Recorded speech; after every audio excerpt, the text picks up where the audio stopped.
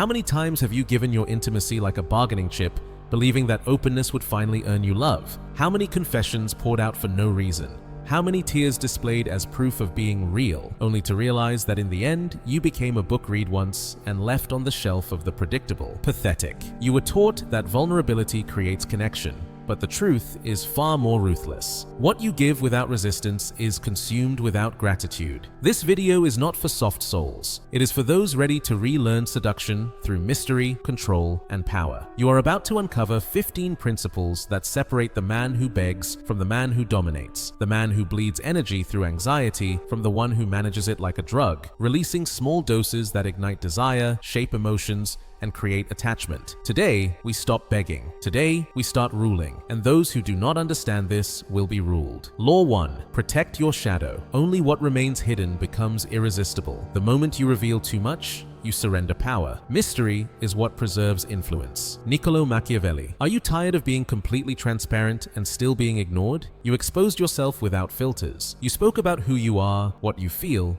what hurt you, and still, they treated you as if you were ordinary. That was not bad luck.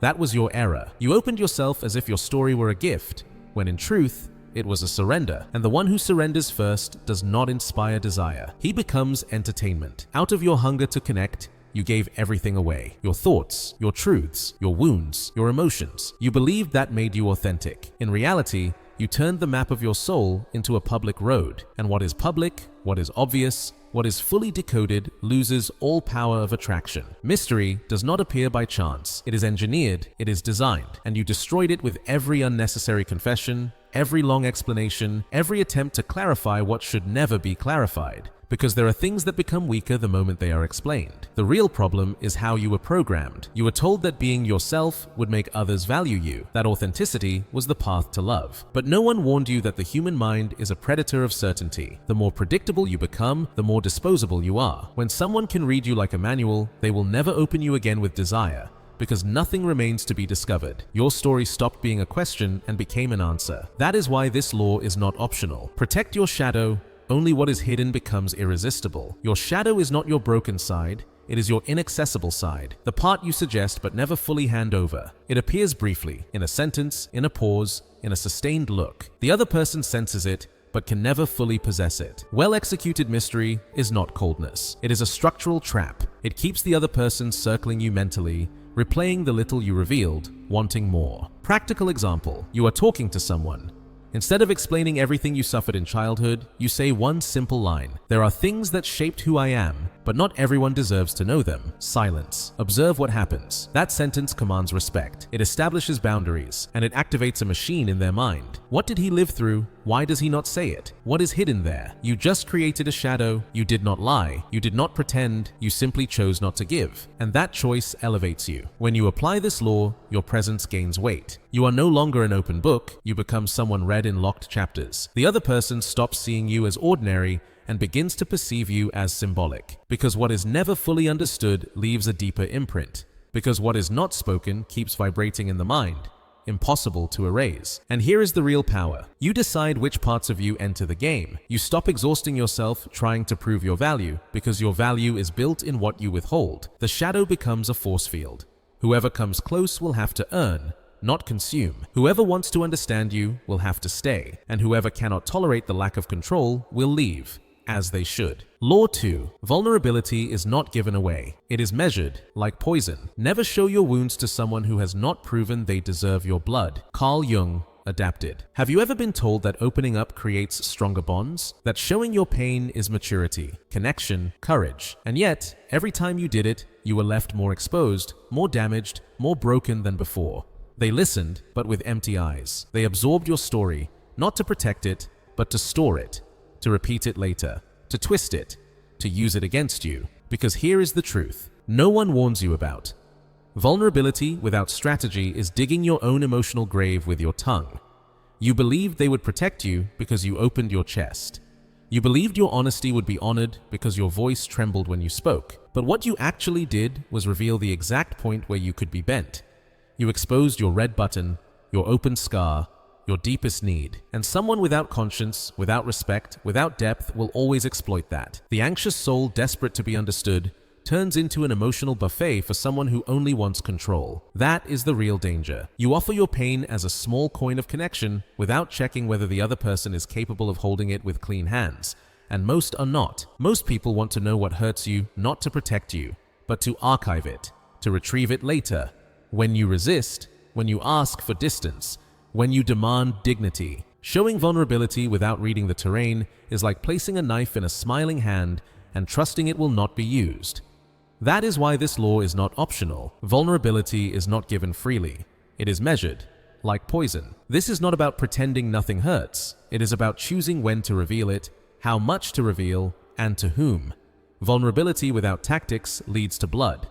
Tactical vulnerability, however, is high-level emotional control. Because when you reveal a crack with precision, you create connection. But when you overflow from anxiety, you create pity, or worse, contempt. The one who knows how to dose his wound controls the narrative of the bond. Real example, you do not need to unload your family trauma for someone to feel close to you. You can say something like this: I learned to stay quiet about what hurts, because when I spoke before, no one protected it. Pause. What did you do there? You revealed a crack without exposing yourself, and you activated something powerful in the other person. A desire to understand you, to earn your trust, to gain access to what you do not give easily. You did not spill yourself. You administered, like slow poison, deadly if ignored, fascinating if respected. When you apply this law, the entire dynamic shifts.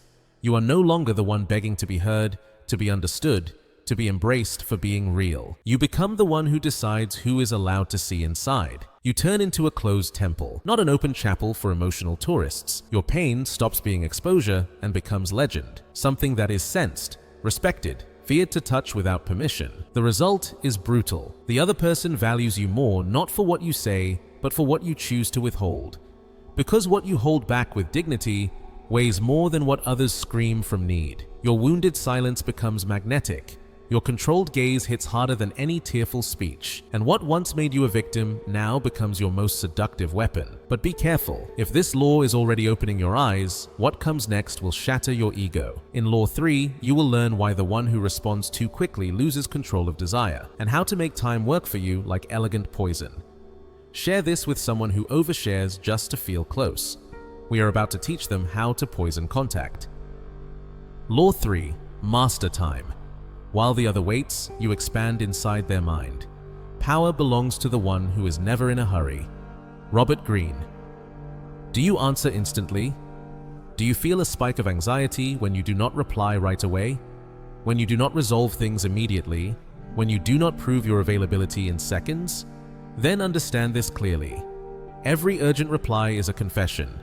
It says your time is cheaper than theirs, that you are waiting, that you are needing, that you are willing to break your rhythm just to stay relevant. And that sentence condemns you, because desire does not bow to availability, it bows to rhythm.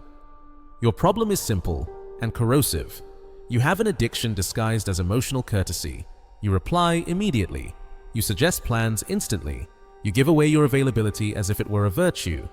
But the one who always responds fast becomes predictable. The one who is always ready becomes usable. And what is always there stops being desired. Because the mind does not value constancy. It values what appears and disappears on its own terms. And the most dangerous part? You think you are doing the right thing. You believe instant replies are respect. You believe never making someone wait is proof of care. But the other person does not see it that way. They do not value it. They consume it. Because when someone never makes you wait, the brain quietly decides, I already have this. And the moment something is owned, the game dies.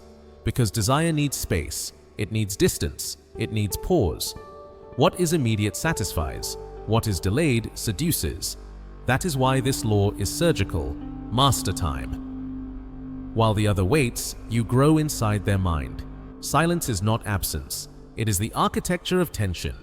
Delay is not disinterest, it is psychological design. Make the other person wait for your replies. Make them check twice to see if you already read the message. Make them wonder whether you will answer in 1 hour or in 3. Every minute without your response plants a seed of obsession.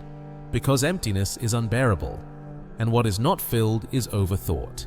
Example, someone messages you. You see it, and you do nothing. You let the message breathe. You give it oxygen. You give the other person time to create mental scenarios. Why is he not answering? Is he busy with someone else? Did I lose importance? This is not immaturity. This is emotional dominance. You are not ignoring them. You are orchestrating attention. You are allowing your absence to do the work your presence never could. When you integrate this law, everything shifts. Your time gains weight. You are no longer the available one. You become the one who appears by choice. Your presence stops being a right and becomes a privilege. The other person grows more careful, more intense, more invested, because you stopped being automatic. You stopped reacting from anxiety. You started responding from strategy. Time stops using you and starts serving you. And at the level of desire, this is devastating, because the one who controls time controls the narrative. The other person may have beauty, charisma, money, whatever you want. But if they wait for you, they think about you. If they think about you, they attach to you. And if they need you more than you need them, you already won, even before you did anything else. Law 4. Guard your truths. Mystery is a weapon of slow manipulation. The one who explains too much surrenders power. The one who suggests without revealing moves the other person's mind without them realizing it. Niccolo Machiavelli. Do you want to know why people never stay once they truly get to know you? Why after you share your stories, your traumas, your intense past, the other person slowly pulls back, cools off, disappears? Because you turned them into a spectator watching a movie they already finished. You opened your life like a public file, believing that the more you shared, the more valuable you would become. You did not understand that what is shown too early loses all emotional weight. You believed telling your truth was depth, that speaking about your pain created connection, that full exposure would touch their soul. What it really touched was their limit.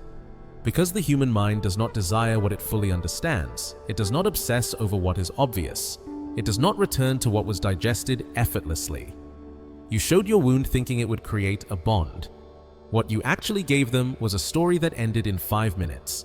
You were intense for a moment. Then you became replaceable. And here lies the tactical error. You offer your story as a request for validation. You talk about yourself. You explain why you are the way you are. You justify your reactions. You relive your pain. All because deep inside, you fear that if you do not explain, the other person will misunderstand you, reject you, or forget you.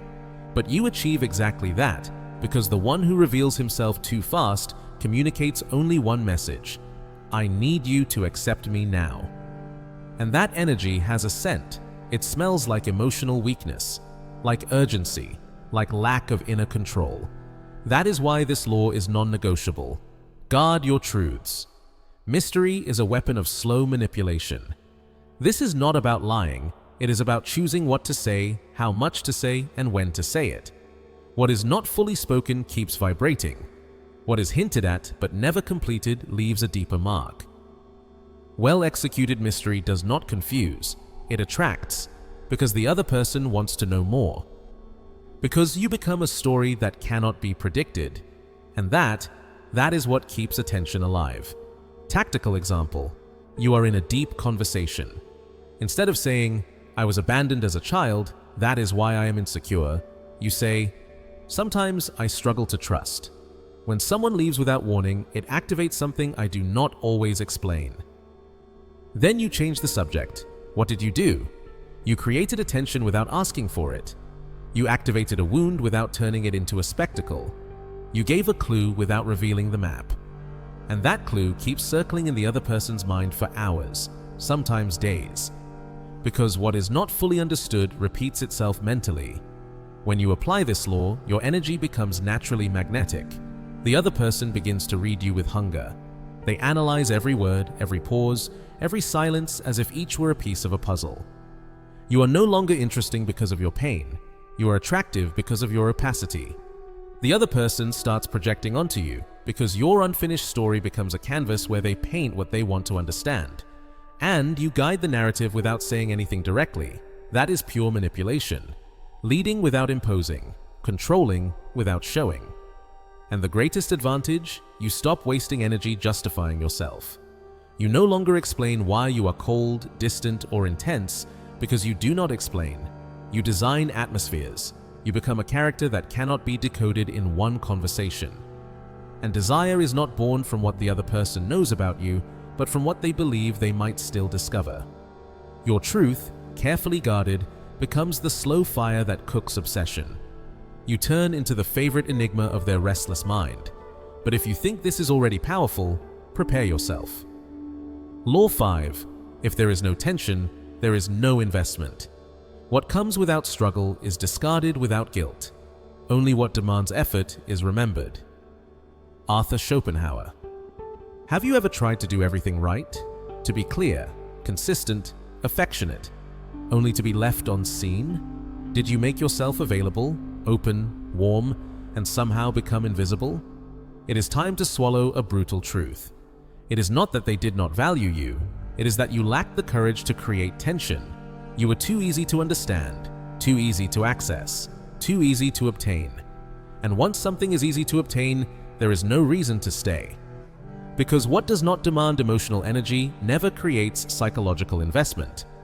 This is the fatal flaw of those who rush to please. They believe constant harmony is seductive. They believe doing everything right guarantees loyalty. They believe that being unconditional, calm, and available from day one will be rewarded with gratitude. Fatal mistake. The human mind does not work that way. Immediate peace is interpreted as comfort, and comfort, over time, smells like routine, like absence of challenge, like something that can be abandoned without consequence. Desire does not feed on safety. It feeds on tension, on ambiguity, on partial absence, and you killed it by chasing stability too soon. This is even more ruthless if you are emotionally deep, because you did not give a little, you gave everything. Long messages, full attention, constant availability, early loyalty. But you forgot the only rule the brain respects. It values what costs effort, and because you cost nothing, you became nothing. Free companionship. Understanding on demand, affection without conditions, and instead of making you special, it made you predictable, boring, replaceable. Because what does not activate emotional tension leaves no imprint. That is why this law must become doctrine inside you. If there is no tension, there is no investment. Attention is the gateway. From attention comes curiosity. From curiosity comes desire. From desire comes time, effort, attachment. This does not mean cruelty. It does not mean hostility. It means control of flow, appearing, then disappearing, giving, then stopping, saying things that open questions, looking, then cutting away, being present, then less available. Because human beings do not bond with what calms them, they bond with what moves them. And whoever fails to generate emotional oscillation loses all psychological impact. Tactical example: you are talking to someone, everything is going smoothly. Instead of following the predictable rhythm, you break it. You stop the conversation with a line like, "I will leave you here. I would rather leave you thinking than tired of me." And you disappear.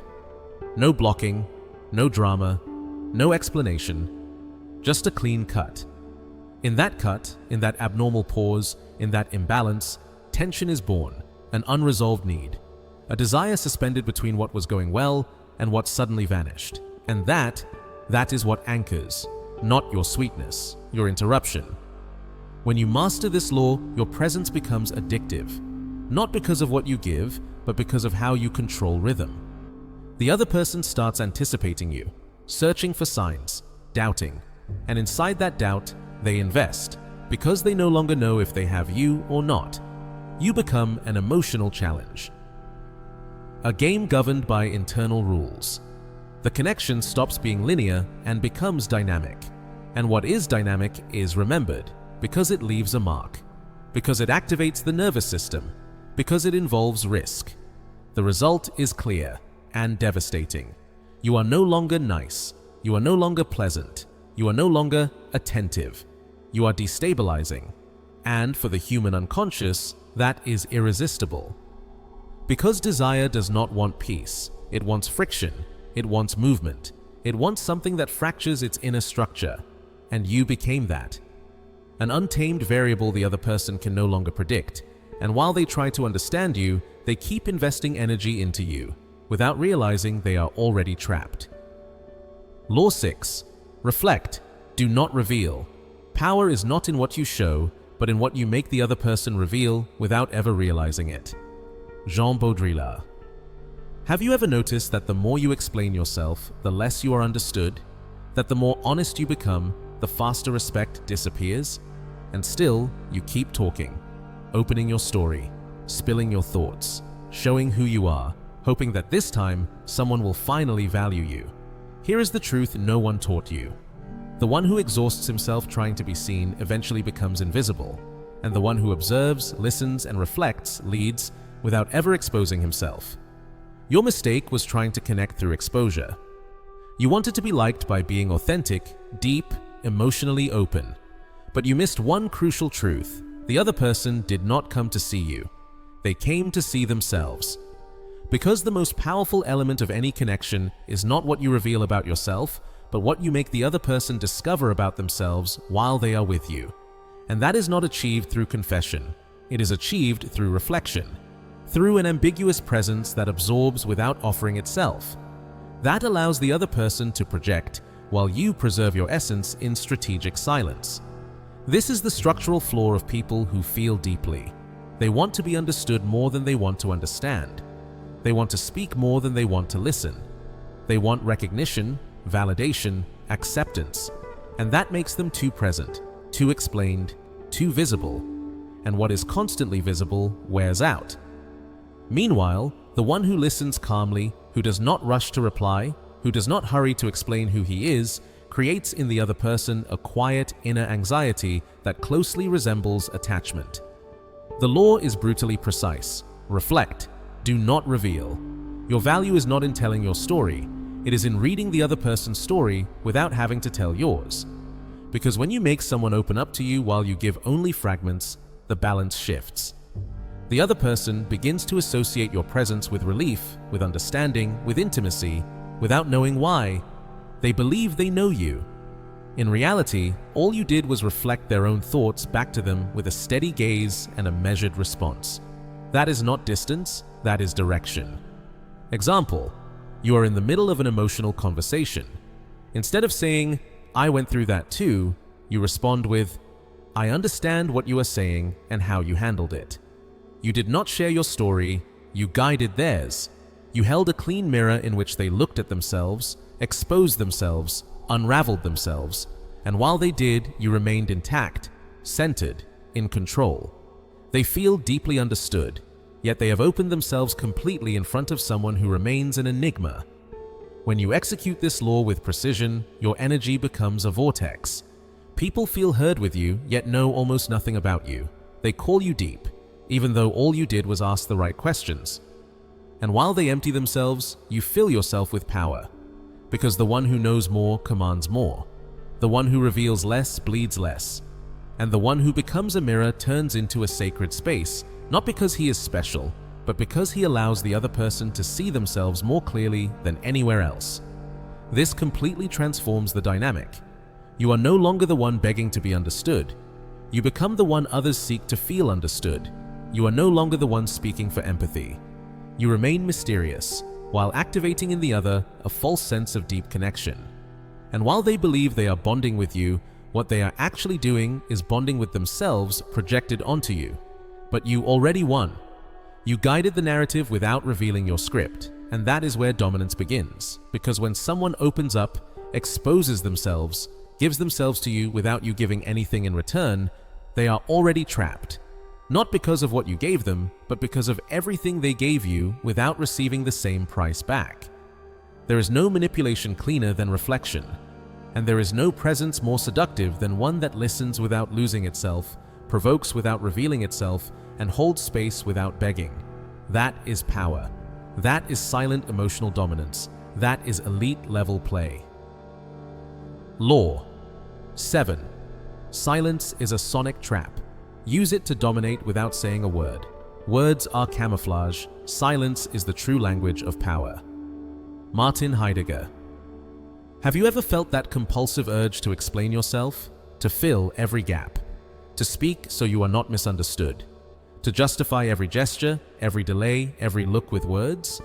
That inner anxiety that pushes you to fill every silence as if something valuable will be lost if you do not clarify, if you do not speak, if you do not respond immediately. And do you know what that behavior really did? It made you predictable, it made you noisy, and it made you weak.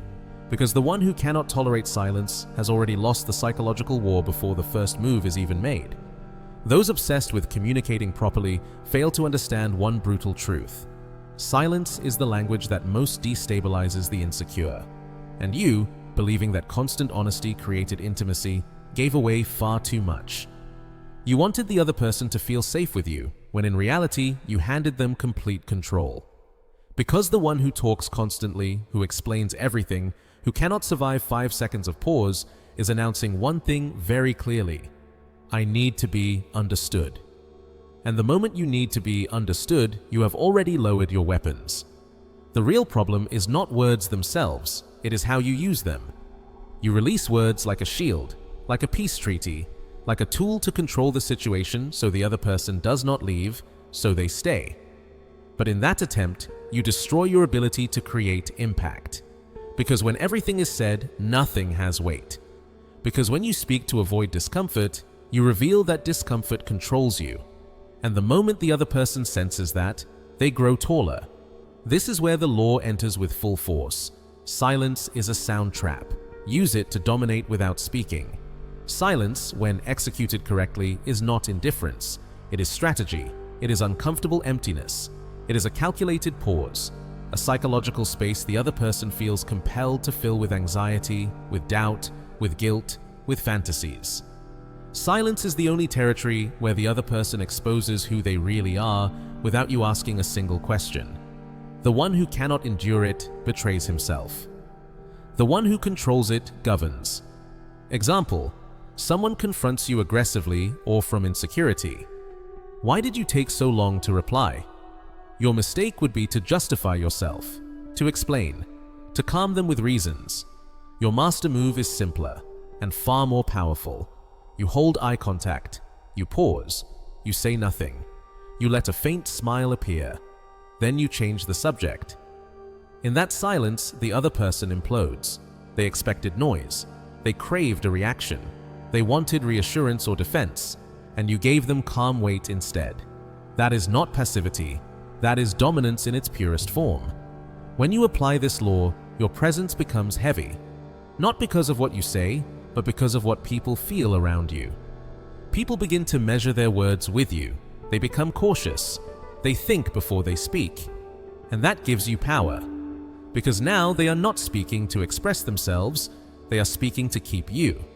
Silence stops being absence and becomes structure. Your voice gains gravity because it is no longer constant. Every word becomes an event. The transformation is complete. You are no longer the one begging to be understood. You are the one who decides when silence ends. You are no longer the one explaining himself to avoid loss. You are the one who remains quiet and watches the other person unravel. Because the more the other person needs to know what you think, the deeper they sink into your frame. You no longer need to convince. You do not need to defend. You do not need to seduce. You hold the silence, and the silence works for you. This is where true psychological power is born. Not through lies, not through manipulation of words, but by letting the other person dissolve under the pressure of not being able to read you, of having to guess, of having to imagine what you think, what you feel, what you will do next. Inside the mental fog you create, they get lost, and you, silent and still, watch them surrender without firing a single word. This is how dominance is built from emptiness. This is how you win without raising your voice. This is how you control without speaking. Law 8. The body is never given from need. It is governed like a trophy. Whoever offers their body to be loved will be used and then erased. Michel Foucault, reinterpreted. Have you ever believed that giving yourself physically would deepen the bond? That surrendering your body was proof of connection, of trust, of something real, and yet, after sex, you felt emptier, more alone, more replaceable. Because what you offered as a bridge was received as a resource. because what you gave in search of belonging was consumed as entertainment. And you mistook that for intimacy. This is how people quietly destroy themselves, by believing the lie that the body creates bonds, that sexual surrender guarantees interest, that desire automatically becomes connection. A fatal tactical error. Desire builds nothing when it is born from lack. If you give yourself because you crave attention, approval, or affection, you are not offering pleasure. You are begging for love with your body, and the other person senses it, feels it, exploits it. Because anything given from urgency is perceived as available, and what is available is replaced without pain. Your problem is not that you feel deeply, your problem is that you turned your body into emotional currency. A shortcut to escape emptiness, a substitute for tension, a replacement for power, and that is where you lost control. Sex without strategy is poison for the insecure. It creates the illusion of connection while allowing the other person to access your body without ever earning your mind. And the most dangerous part? You do not even realize that you set the price at zero. That is why this law must be carved into your spine. The body is not given from lack. It is managed like a trophy. Sex is not given to belong. It is given to mark territory from value. To state clearly, I choose, I do not beg. I administer, I do not compensate. Your skin is not medicine for anxiety. It is a weapon of power when it is protected and offered only after the other person proves they can carry what you awaken. Not before, not from fear, not from hunger. Example: someone attracts you. The tension is there, but you do not rush. You do not collapse into access. You do not surrender speed. You play with stimulus, with flirtation, with implication. You show intention, not urgency. Through posture, timing, presence, you make one thing unmistakably clear. If something happens, it will be because you decided it, not because you needed to be chosen. And that distinction changes everything. Because now sex is no longer a favor. It becomes validation, a privilege, a consequence of your value, not a plea to keep someone close. When you integrate this law, your sexual presence transforms. You are no longer good in bed. You become dangerous in the mind, because the other person knows they cannot access you easily. That what you provoke is intentional. That being with you means crossing a threshold, and crossing it has weight. Your energy shifts. You are desired not for what you do, but for what you represent. Someone who understands that their body is not a tool to ask for love, but a reward for loyalty, discipline, and shared power. And when this becomes identity, what you project becomes lethal. You are stimulus and threat at once. A body not designed to fill emptiness, but to establish hierarchy. They stop wanting to just touch you, they want to earn you, because your skin is no longer flesh, it is a symbol. And when sexual energy becomes strategy, you enter a game where you define the rules, where you choose who has access, and where anyone who cannot tolerate waiting gets consumed by their own anxiety. This is how dominance is built through the body. This is how the sacred is protected. This is how desire becomes an instrument of control. You do not give yourself. You offer yourself like someone who hands fire only to those who know how not to burn. Law 9. The mind is the most erotic organ. Seduce through intellect. The body can excite. Only the mind can obsess. Carl Gustav Jung, adapted. Are you tired of seducing through the body and feeling hollow afterward? Of igniting desire in the flesh but leaving no footprint in memory? Of attracting attention with your appearance yet never occupying the other person's thoughts? Then understand this, once and forever. Physical desire dies the moment the act ends. But mental desire, when planted correctly, takes root in the subconscious and refuses to leave. Because the body reaches satisfaction, the mind replays, again and again and again. Most people approach attraction at the lowest level. They show, they hint, they touch, they offer. They do this believing sex is the final weapon of power, when in reality it is nothing more than surface bait. What truly stays is what cannot be seen, what the other person cannot erase from their thoughts. And that is not created with a body. It is created with an idea, a way you speak, a way you observe, a way you pause before responding, a way you unsettle without attacking. a way of entering the other person's mind without permission, like a virus that installs itself silently without ever touching skin. Here is your greatest mistake. You use the body as a shortcut because you never learned how to stimulate through language. And this is not about talking more, it is about saying less with precision, knowing how to suggest without pleading, leaving questions unfinished, planting phrases with double edges that echo in the mind long after the conversation ends, saying exactly what the other person needs to hear so they feel you understand parts of them no one has ever touched, without laying a single finger on their body. Real sex happens in the brain. Everything else is mechanics. That is why this law is not advice. It is a tactical warning. The mind is the most erotic organ. Seduce through intellect, make the other person want you for what you perceive, for what you imply, for how you use words like invisible threads pulling gently at their thoughts. Create contradictions. Trigger their pride. Make them believe they understand you while remaining completely wrong. Speak from the edge. Never reveal everything. Always leave the sensation that there is more beneath the surface. And never explain what can be suggested, because desire born from words outlives desire born from the body. Example: you are in an intimate conversation. Instead of obvious flirting or direct sexual escalation, you speak about pleasure abstractly. You say something like, "Some people know how to touch without using their hands," or "Not everyone deserves to know what truly awakens me." Then you stop. You do not clarify. You do not finish the thought. You drop the line and change the subject. What you did was not talk about sex. You activated desire through intellect. You planted a thought that will replay in their mind without permission. Now you are no longer an image. You are an idea, and ideas are not touched, they are carried. When you master this law, you stop being an object of desire and become a permanent stimulus. The other person may sleep with someone else, but they will not stop thinking about you. Because you did not give them orgasms, you gave them tension. You opened an emotional file their mind cannot close, and that weighs more than any physical contact. Because the one who dominates the mind does not need the body to make the other kneel. And here is where the transformation completes. You are no longer the attraction that is looked at. You become the question that cannot be answered.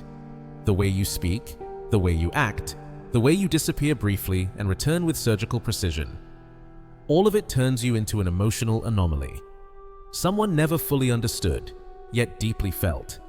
And when you reach that state, you become a silent addiction. Not because you offered pleasure, but because you activated chaos. Intelligent chaos, controlled chaos, unforgettable chaos. That is real seduction. The kind that does not vanish with sex. The kind that begins exactly when the other person believes they finally understand you. Because in that moment, you change the script, and their mind never escapes. Law 10. The one who can leave without trembling controls the emotional rhythm.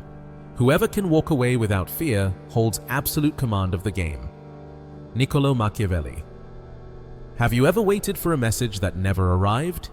Felt that tight knot in your throat, refreshing the screen, hoping they would reach out, hoping they would return, hoping they would choose you one more time, while you stayed there, open, vulnerable, fully available. That feeling was not love, it was imbalance. You needed them more than they needed you. And in that imbalance, you became an emotional servant. You begged without words.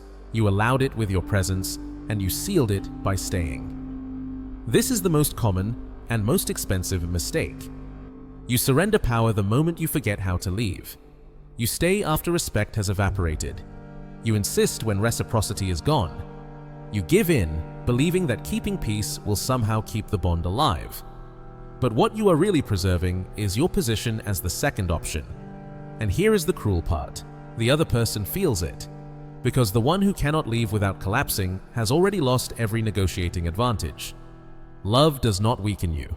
Need does. And as long as need lives inside you, you can be controlled by something as simple as distance. This law is not about cold romance. It is a brutal equation. The less you need, the more you are worth. Not because of arrogance, but because of structure. Human desire gravitates toward what does not kneel. No one respects what stays without conditions. No one chases what cannot be lost. If you can walk away at the right moment, even while wanting to stay, the other person begins to fear losing you. And fear, when handled with precision, turns into respect, attraction, and dependence. That is why this law is internal warfare. The one who can leave without trembling sets the emotional tempo. You decide when to appear. You decide when to withdraw. Not as punishment, but as a declaration of value. You remain when there is reciprocity. You exit when there is manipulation. And when you leave, you do not beg. You do not explain. You do not collapse. You impose. Your absence does not plead. It marks.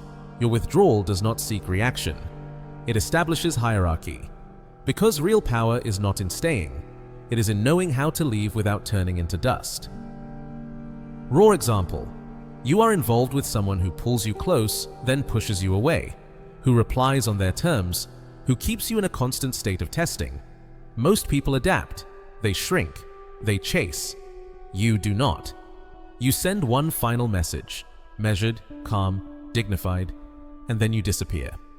No threats, no speeches, no drama. You simply return to your own axis and allow silence and absence to do the work. The other person will feel that void like a blade, because you were a presence with weight, and now you are an absence with edge. When this law integrates into your emotional system, you become invulnerable. Not because you stop feeling, but because you stop depending. You can love, you can desire, you can commit, without sacrificing your ability to disconnect tactically. And that turns you into a rare type of person. Someone who controls rhythm without raising their voice. Someone who can shake another person simply by not replying. Someone who makes others return not because they asked, but because silence forced the search. You no longer react to abandonment. You weaponize it. You no longer suffer distance. You manufacture it. You are no longer the one who fears loss. You are the one who leaves carrying something the other person cannot replace. Because you were never just another presence, you were the presence that never begged. And that is never forgotten. That is the scar left by someone who can walk away without trembling. That is the emotional architecture of dominance. That is the new skin no one will ever tear again. Law 11. The one who seeks validation loses position. The moment you need to be loved, you become easy to control. Sigmund Freud, reinterpreted. Have you ever caught yourself dissecting every word before sending it? Calculating your silences, adjusting your tone, measuring your gestures, all for one purpose, to be accepted. Have you ever wondered if you were too distant, too intense, too much yourself? Then you already understand what it means to live under the rule of validation. You know what it feels like to exist with your identity hostage inside someone else's perception. Because the moment your behavior is designed to please, your identity no longer belongs to you. And here is the brutal irony. You believe this makes you better, more flexible, more attentive, more considerate, more empathetic. You believe it increases your value. The truth is darker. The more you crave approval, the further you drift from respect.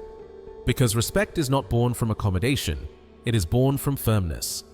And when the other person senses that your actions are not driven by expression, but by acceptance, they unconsciously move above you. They test your limits. They push your boundaries. They provoke reactions. Because no one respects someone who is willing to reshape himself just to be liked. Here is the deeper problem. Your value stops being internal. It becomes outsourced. If they reply quickly, you relax. If they go silent, you spiral. If they praise you, you rise. If they criticize you, you collapse. You are no longer living, you are responding. You are no longer choosing, you are waiting. And in that emotional dependence, you surrender power without resistance. Because the one who needs approval will accept almost any condition just to avoid rejection. That is why this law cuts like a blade. The one who seeks validation loses position. Your posture must not be built on the hunger to be accepted, but on the solidity of being unmoved. You are not here to be liked. You are here to be a reference point. And that only becomes possible when you can withstand judgment, silence, and disapproval without betraying yourself. When you can say what you think without diluting it to protect comfort. When you can leave a conversation without guilt pulling you back. Because the one who does not need to be liked already controls the frame. Practical example. You are speaking with someone who becomes unsettled by your calm, by your lack of need. They say, "You are always so cold." Your instinct wants to explain, to soften, to adjust, to make yourself smaller, but you do not. You respond calmly, "I am not cold, I am selective," and you stop. No justification, no emotional padding, no explanation. In that moment, you exit the lower emotional plane. You rise, and the other person is forced to rise with you, because you made one thing clear: you will not lower yourself to earn acceptance.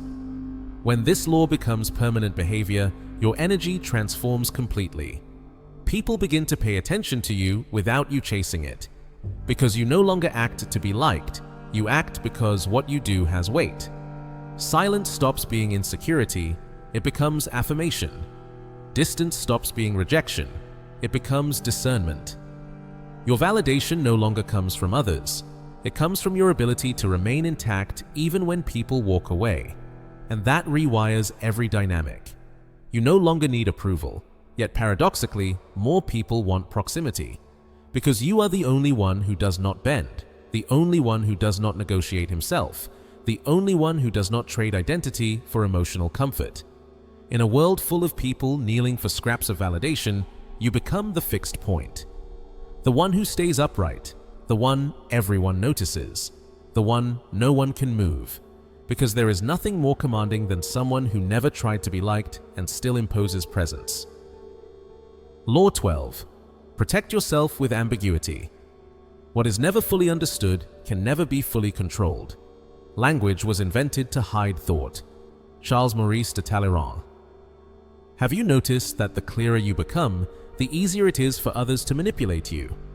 That the moment you finally explain what you want, what you feel, what you think, those very words are later used against you with surgical precision? That when you reveal your intentions with brutal honesty, the other person suddenly moves as if they already know your next step? Then it is time to face a hard truth. Total clarity makes you operable. Ambiguity makes you untouchable. You were taught that clear communication prevents conflict, that expressing feelings strengthens bonds, that if everyone simply communicated better, misunderstanding would disappear. What no one told you is this: what is fully understood can be predicted, and what can be predicted can be controlled. When you show all your cards, you think you are being transparent, but in reality, you are handing over your strategy. The other person no longer needs to read you. You already read yourself out loud, and the moment you do that, you turn yourself into conquered territory. Your anxiety to be understood makes you dangerously visible. You want to be seen exactly as you are. You want others to know you are not playing games. You want your intentions to be unmistakably clear. But in that pursuit of sincerity, you become linear. And linear, while honest, is weak. Because it cannot confuse, it cannot evade, it cannot disappear at the precise moment, it cannot defend itself. You become an open manual, easy to read, easy to exploit, easy to bend, persuade, and weaken. That is why this law is not advice. It is strategic survival. Protect yourself with ambiguity. What no one fully understands, no one can fully control. Ambiguity is not lying, it is selective revelation.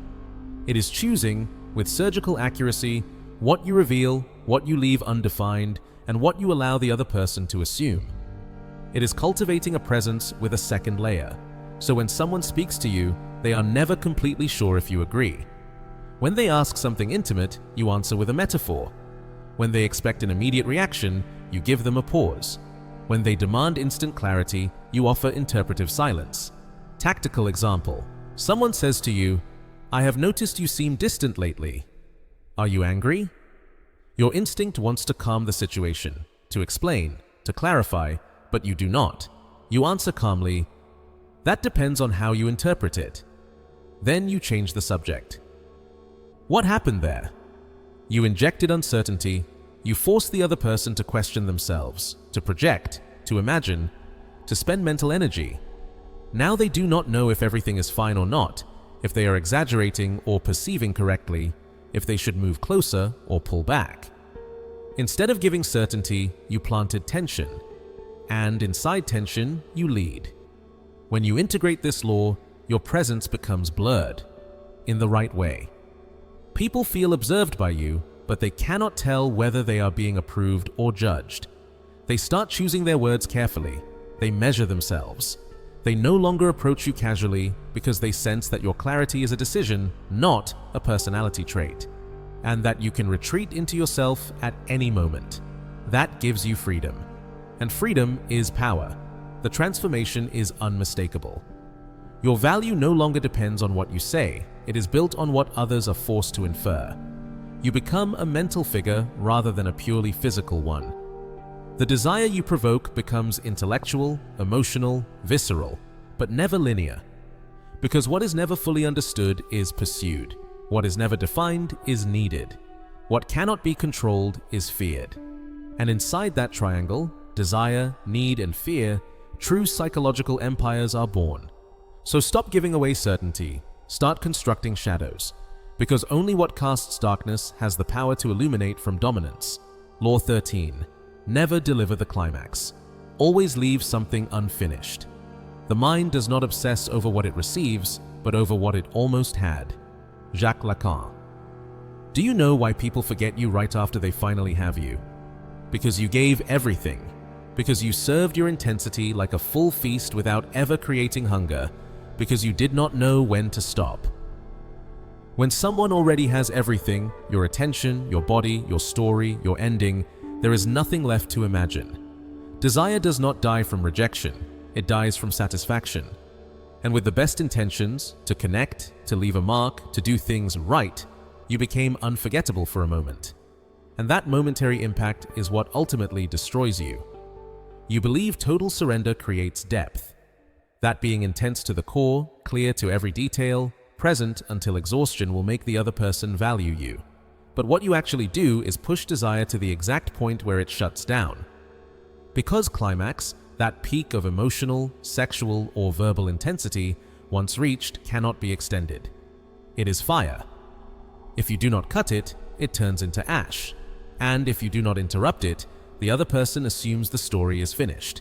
Here is the structural error. You think giving everything guarantees permanence. In reality, giving everything without pause is the fastest way to become a faded memory. Because the human mind remembers what was not closed, what was not fully explained, what almost resolved. Unfinished longing becomes addiction. An interrupted mental orgasm repeats itself internally 1,000 times. But the one that concludes, the one experienced fully without mystery, evaporates. That is why this law is not a game. Never deliver the climax. Always leave something incomplete. Cut conversations at the precise moment when the confession is about to erupt. End a date when the tension is at its highest point. Say goodbye before the kiss. Hang up the call just before revealing something meaningful. Never complete the journey. Provoke enough to activate the emotional system, but never resolve it. The mind needs closure, and if you do not provide it, the other person will try to complete it alone, inside their own head. And when they do, they stay connected to you even when you are no longer present. Lethal example. You are in a deep, intimate conversation. The other person asks, "So, have you ever truly been in love?" Instead of unleashing your grand story, you respond calmly, "Once. But I prefer to leave that without a name." You smile. You change the subject. What did you just do? You left a wound open, not yours, theirs. You denied closure, you denied certainty, you denied resolution. That question will repeat. It will ache. It will generate obsession. Because where there is no closure, the mind cannot rest. When you apply this law with precision, every interaction with you becomes an unfinished scene, an unresolved promise, a psychological loop the other person desperately wants to close. But you are gone, or you are present, yet refusing to give what is missing. So tension accumulates. They begin to feel that with you, it is never enough, that there is always more, and instead of frustrating them, this binds them. Because desire needs space, not resolution. Because what remains suspended turns into need. The result is devastating. They no longer seek you to continue a routine. They seek you to resolve the mystery you deliberately created with your pauses, your cuts, your absences. You become ghost and presence at the same time. a memory that cannot be categorized, an experience without a final shape, and that becomes long-term emotional obsession. Because you were the only one who knew how not to close the cycle, the only one who understood that true impact is not in giving everything, but in knowing exactly when to stop. So learn this. The moment it feels perfect to give it all, leave it unfinished, because if you complete it, the other person completes you and walks away. But if you leave it open, they stay trapped inside the question. Love, desire, and respect dissolve when there is nothing left to conquer. This was not a lesson in cruelty, it was a lesson in emotional strategy. A way to remain valuable without becoming a slave to someone else's hunger. Law 14. Control access, and you control value. What is always available is never respected. Scarcity is not absence, it is hierarchy. Niccolo Machiavelli, reinterpreted. Do you know why people stop valuing you the moment they feel comfortable with your presence? Because access became free. You were always there, always reachable, always emotionally open, always willing. And the moment access loses friction, value collapses. Human psychology does not respect what it can reach without effort. It consumes it, uses it, then replaces it. This is where most people fail without realizing it. They believe closeness creates bonds. They believe availability builds trust. They believe being there proves loyalty. But what they are really doing is removing all cost from access. And when there is no cost, there is no appreciation. You answered every message. You showed up every time. You made yourself emotionally reachable on demand. And slowly, subtly, you trained the other person to see you as infrastructure, not as value. Because access without resistance teaches the other person that you do not need to be earned. And what does not need to be earned is never protected. This law is simple, but brutal. Whoever controls access controls value. This does not mean disappearing randomly. It does not mean playing childish games. It means regulating proximity with intention. It means not everyone gets your time. Not everyone gets your attention. Not everyone gets your emotional availability. Access is not a right.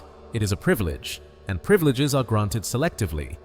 When you restrict access calmly, without explanation, without drama, you create hierarchy.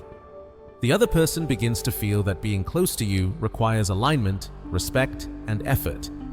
Not because you demanded it, but because your structure enforced it. Practical example. Someone is used to instant access to you, your time, your replies, your energy. You do not announce a change, you do not justify it. You simply become less available. Not cold, not hostile, just selective. You reply when it fits your rhythm. You engage when it adds value. You withdraw when it does not. And something shifts. The other person starts adjusting. They become more careful, more intentional, more invested. Because now, access to you is no longer guaranteed. And when access is uncertain, value rises. When you integrate this law, your presence becomes curated. People do not consume you, they approach you. They do not assume you, they qualify themselves. You stop being an emotional convenience and become a psychological prize. Because scarcity is not about absence, it is about control. And the one who controls access decides who enters, who stays, and who is replaced. This is how value is preserved. This is how power remains intact. This is how you stop being used and start being chosen. Law 15.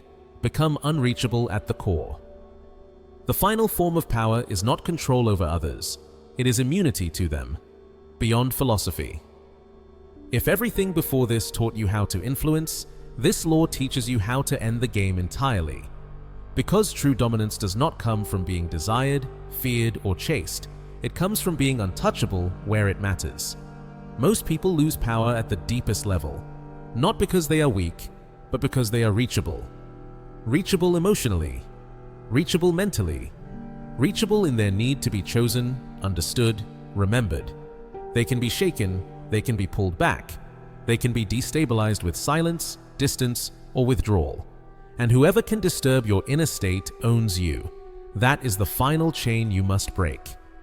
Absolute dominance begins the moment nothing external can move your internal center, when praise no longer inflates you, when rejection no longer collapses you, when attention no longer defines you, when loss no longer terrifies you, not because you feel nothing, but because you feel without attachment. You stop needing outcomes, you stop clinging to reactions, you stop hoping someone chooses you. And when hope disappears, so does vulnerability to control. This is where most people misunderstand power. They think dominance is about winning others. It is not. It is about not being owned by the result. The man who still needs to win can still be manipulated. The man who no longer needs to win has already won. When you reach this point, your presence changes permanently. You do not chase, you do not convince, you do not explain. You allow, you observe, you decide. You can walk away without drama. You can stay without attachment. You can desire without dependence. You can love without losing yourself.